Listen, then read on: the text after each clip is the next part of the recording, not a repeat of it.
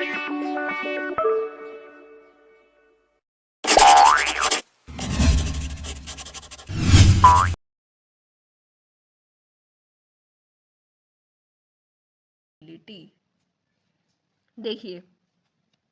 Availability के basis पे दो रिसोर्सेज है एनर्जी रिसोर्सेज, कन्वेंशनल और नॉन कन्वेंशनल।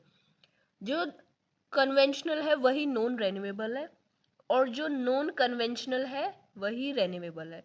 तो हम इसको अलग अलग ना पढ़ के इसी में पढ़ेंगे एक ही साथ में, ठीक है। और बट एग्जाम में अलग अलग लिख के आ सकते हैं, ऊपर नीचे करके या कुछ भी, ठीक है। तो देखते हैं कन्वेंशनल एनर्जी रिसोर्सेज क्या होती हैं। पहले इसकी डेफिनेशन देखते हैं अच्छे से।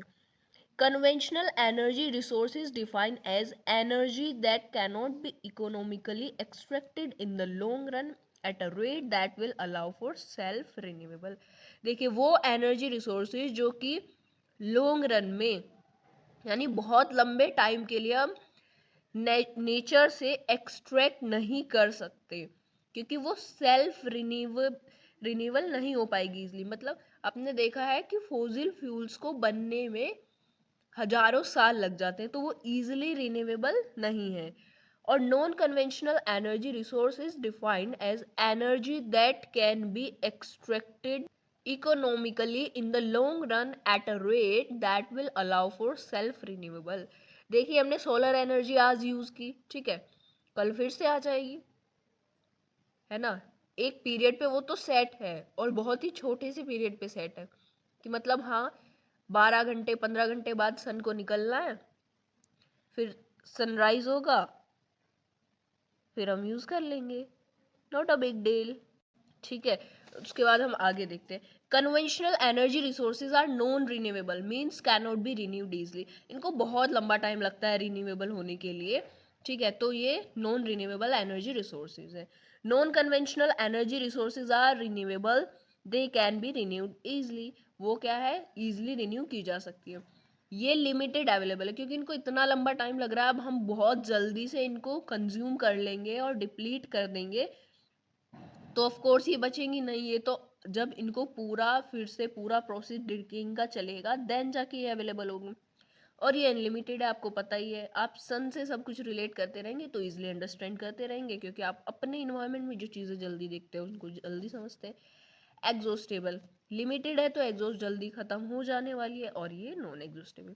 Main source of green house gases, देखिए फॉसिल फ्यूल्स को हम बर्न करते हैं तो बहुत सारी हार्मफुल गैसेज रिलीज होती है, जिसमें CO2 H2S वगैरह होती है। वो सब क्या है, ग्रीन हाउस गैसेज है, जो कि ग्लोबल वार्मिंग कोर्स करती है। क्या, हमारा ग्लोबल टेम्परेचर को क्या करती है, रेज करती है, जिससे बहुत सारी जो है प्रॉब्लम क्रिएट हो जाती है। मतलब जो चीज़ें, जैसे कुछ बैक्टीरियाज ऐसे होते हैं कि वेदर के साथ साथ आते नेक्स्ट सीजन तक खत्म हो जाते हैं, बट उनको अगर वही उनका टेम्परेचर फेवरेबल टेम्परेचर मिल रहा है वो ग्रो करते रहेंगे और अपने आसपास को, अपने इन्वायरमेंट को क्या है, हार्मफुल इफेक्ट शो करते रहेंगे, ठीक है। उसके बाद है ये बहुत कम एनर्जी रिसोर्सेज जो है वो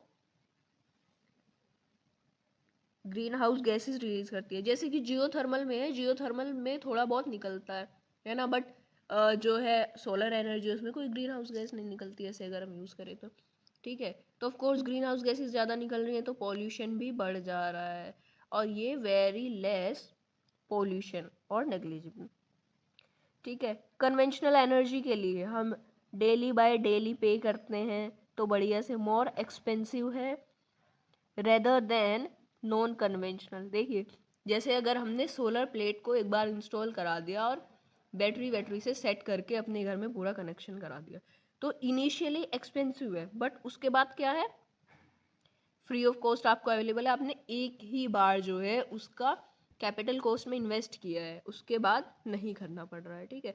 बट इसके लिए आपको डेली बाय डेली बेसिस पे करना पड़ रहा है। जब भी आप यूज़ करेंगे तभी आपको पे करना पड़ रहा है। इसके एग्जाम्पल है क्रूड ऑयल, जिससे पेट्रोलियम बनता है, नेचुरल गैस जैसे कि CH4 प्रोपेन ब्यूटेन, ये सबको मिला के बनती है, wood fuel, fossil fuels etcetera. It needs human assistance to be utilised, ठीक है। कन्वेंशनल एनर्जी के लिए हमको क्या चाहिए, ह्यूमन असिस्टेंस यूज करने के लिए। और देखिए, सोलर एनर्जी नेचुरली फोटोसिंथेसिस चल रहा है प्लांट्स में, तो ज़रूरी तो नहीं है कि हम इसके लिए ह्यूमन असिस्टेंस चाहिए, वो तो खुद नेचुरल प्रोसेस चल रहा है ना। और अगर हम उसको एक्सट्रैक्ट करके यूज़ कर रहे हैं सोलर एनर्जी को, यानी ह्यूमन असिस्टेंस की ज़रूरत पड़ेगी, ठीक है। उसके बाद ये हमने देख लिया है। उसके बाद इसके टाइप्स हैं कमर्शियल एंड नॉन कमर्शियल, वो हमने अभी देखा। कमर्शियल वो जिसके लिए हमको पे करना पड़े, नॉन कमर्शियल वो जो कि फ्रीली अवेलेबल है, ठीक है। और जो कन्वेंशनल है वो बहुत लंबे टाइम से यूज़ में है, और जो नॉन कन्वेंशनल है वो रिसेंट में, क्योंकि जब ये डिप्लीट होना शुरू हुई तो उसका नॉन अल्टरनेटिव हमको निकालना था, तब जाके हमने नॉन कन्वेंशनल के बारे में सोचना शुरू किया, ठीक है। और ये हाई पॉल्यूशन निकालती है, ज़्यादा ग्रीन हाउस गैस निकालती है, तो इसका हाई कार्बन एमिशन है, इसका कम कार्बन एमिशन है, ठीक है। बाकी बहुत सारे डिफरेंसेस आप इन सब को समझने के बाद लिख सकते हैं, अगर ये लॉन्ग क्वेश्चन में आपके पास आता है तो। आई होप आपको समझ आएगा, so stay tune for the next video.